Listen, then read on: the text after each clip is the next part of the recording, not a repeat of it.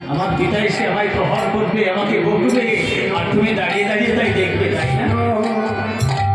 তাই আমি তো প্রহার করবার আগে আমি তোমাকে প্রহার করব। এই লাঠি দিয়ে আমি তোমাকে এমনভাবে প্রহার করবো, এমনভাবে মারবো তুমি সেবা করতে পারতো। এইবার তোমাকে শেষবারের মতো বলছি, গোপীনাথ বসো, বসো বলছি, বসে সেবা করো। তুমি ভাবছো আমি তো মারতে পারবো না, তাই না? তুমি ভাবছো আমি এমনি এমনি তোমাকে বলছি, তাই না?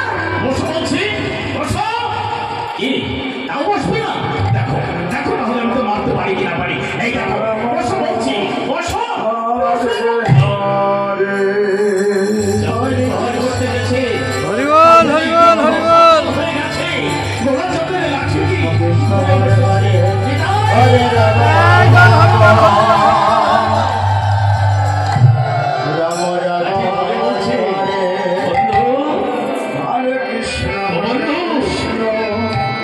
তুমি নিজের হাতে এত কষ্ট করে রন্ধন করেছো, আমি সেবা না নিয়ে থাকতে পারি না।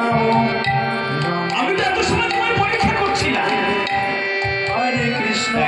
যে পরীক্ষায় তুমি অনেক আগেই উত্তীর্ণ হয়ে গেছো। তোমার কাছে তুমি এত কষ্ট করে রন্ধন করেছো, আমি কি সেবা না নিয়ে থাকতে পারি? এসো দাও, তুমি এবার সেবা করিয়ে দাও। তুমি নিজের হাতে রন্ধন করেছো এত কষ্ট করে। ওরা বলছি ঠিক আছে বন্ধু, তুমি যখন আমায় বন্ধু বলেছো, এখন থেকে তো আমরা তাহলে বন্ধু। বসো, আমি তোমায় সেবা করিয়ে দিই।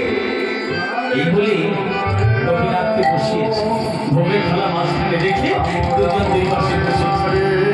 বসে গোরাচাঁদ গোপীনাথকে সেবা করিয়ে দিচ্ছে।